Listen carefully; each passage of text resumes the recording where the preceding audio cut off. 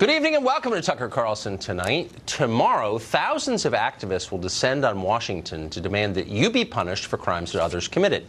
It's called the March for Our Lives, and it's designed to lobby for new gun control legislation across the country. The event is backed by wealthy and powerful people, billionaire Michael Bloomberg, former mayor of New York Governor Andrew Cuomo, many others.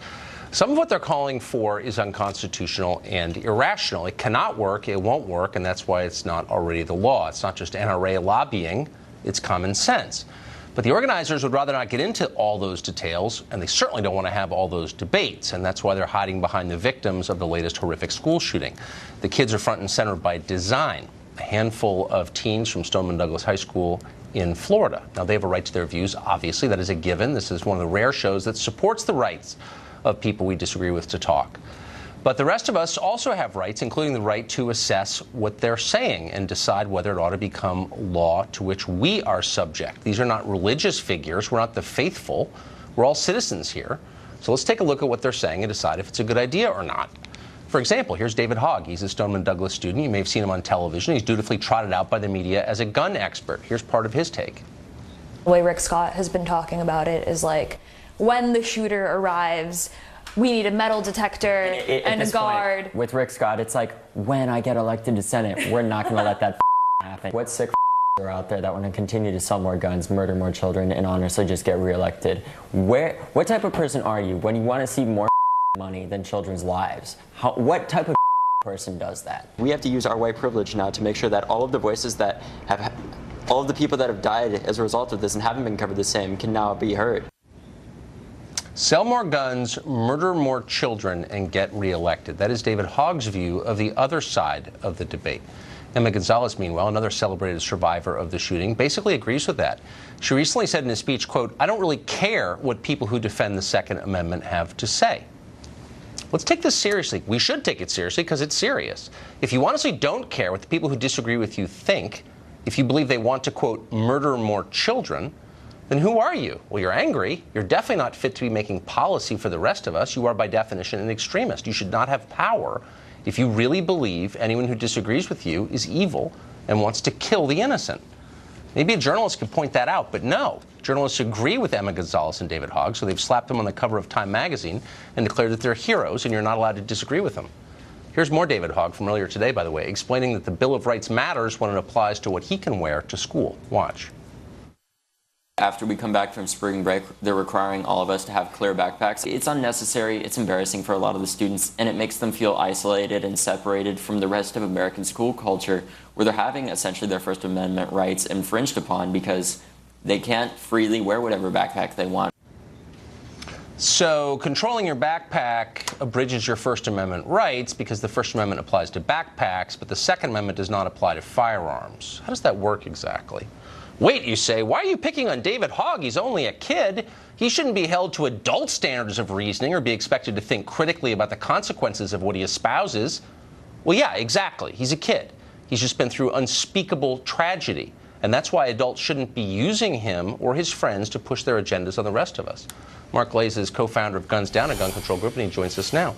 So this is the problem that I have, is that if you sincerely believe that people who disagree with you want to kill children, then you shouldn't be involved in making policy, because that's exactly what we don't need more of, it seems to me. Why is he being pushed to the front of this movement? Well, look, I think you ought to cut this kid a little bit of slack. You know, he was at school when 17 of his friends were killed the other day.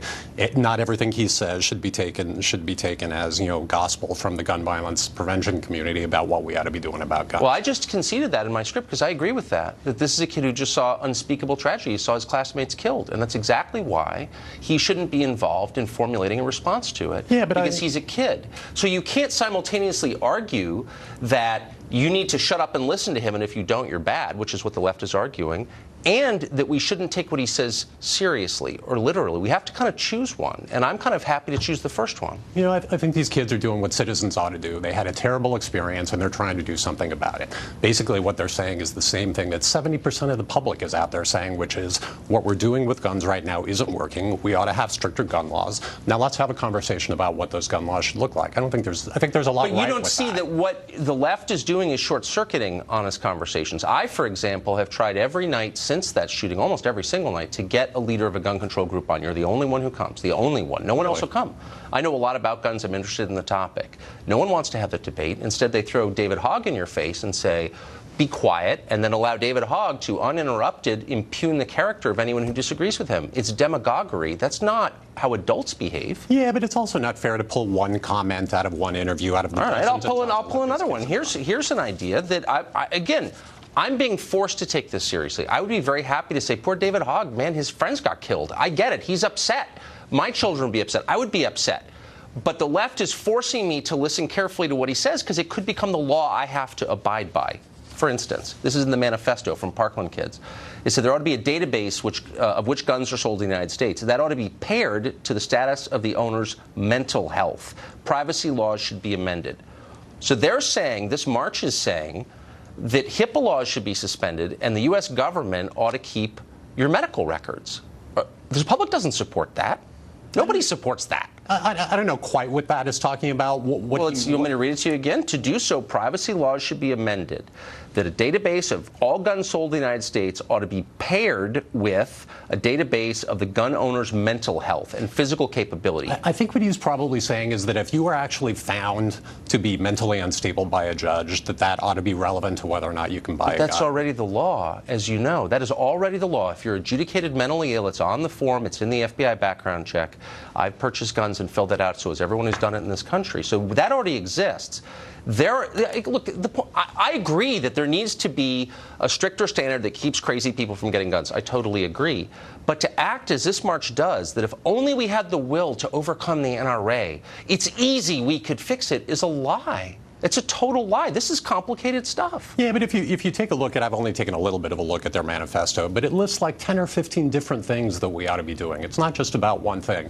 And I think that's a fact. Look, there is no one legal change that's going to stop mass shootings from happening tomorrow, or that's going to stop 100 people from being killed at the barrel of a gun every day in this country. But there's a lot of things that we could be doing differently, and I think you have to concede what we're doing right now isn't working. True, and I'm just very concerned that all this energy and the money from all these various billionaires is not making it better. It's focused instead on taking the rights away of people who didn't do anything wrong, like me, and like all of middle America, whom they hate, obviously.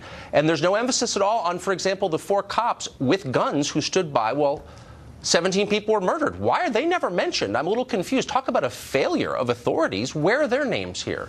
Look, I've heard them talked about plenty, and they all did. Really? And they all did the wrong thing. Yeah, the last time I was on Fox News, we talked about that. No, but it's a serious thing. So the NRA didn't shoot anybody. You probably don't like the NRA, but they're almost overwhelming law-abiding people. They didn't shoot a single person. These police officers, deputies, stood by and allowed this murder to take place, and yet they're getting a complete pass. Why? Look, I don't know whether they're getting a pass or not. That's up to the people of Florida, and I hope those people aren't police deputies anymore. No. It's up to the people running the march to set the emphasis here. Something terrible just happened. There are a lot of lessons from it, and that lesson has been buried intentionally because it doesn't entail taking away the Second Amendment rights of the innocent. Yeah, but I think what they're saying is these mass shootings keep happening. 100 people keep getting shot every day who shouldn't be shot and have the right to, life and liberty and the pursuit of happiness.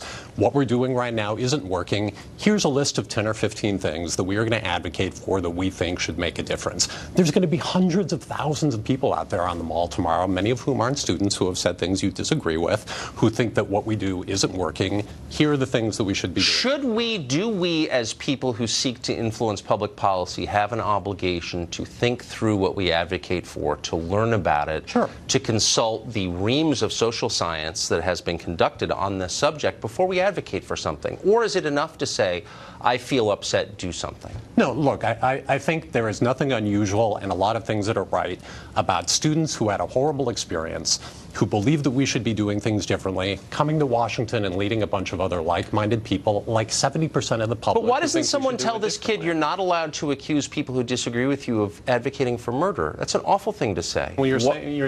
But so why aren't right you? now. You're the one. I mean, he's doing a dozen interviews a day, and nobody has the courage to say, son, I'm sorry, I know you're upset, but you're not allowed to accuse people of wanting to kill children unless you can prove it. Look, I think he was mad at the governor of his state for not doing enough. And you know what? Governor Rick Scott didn't do enough. Although I have to say, I'm kind of a fan of Rick Scott because he never met a gun or an NRA extremist he didn't like. And even he bucked the NRA because what they don't want us to do is so ridiculous. Well, I think Rick Scott is a buffoon. That's my view. But it doesn't make me, and I do think that, but it doesn't make me any less appalled by the killing. And I hope that you and everyone else who seeks to reduce the power of the Second Amendment would at least acknowledge that I care as much about kids as anybody else does. Do you see what I'm saying? Sure. Look, I absolutely believe that when Congress actually agrees to have a debate about this, they will go to their committees, they will go to the floor, and they will have a reasoned debate where they talk about the social science evidence about what works and what doesn't. I hope so, and I hope it won't be dismissed as NRA lobbying, because I think these are real questions. Like, we need to reach adult conclusions. Agreed.